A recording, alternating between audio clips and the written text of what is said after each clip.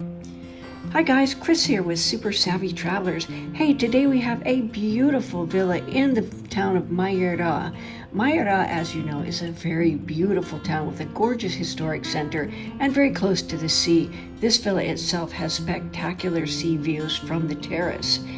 The villa is approximately 190 square meters, and it features a large garden of about 500 square meters.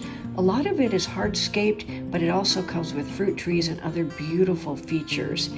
On the ground floor, we have a large entrance porch, double living room, kitchen, large bathroom, and well-kept garden, with adjoining above-ground garage and porch with an outdoor kitchenette and wood-burning oven.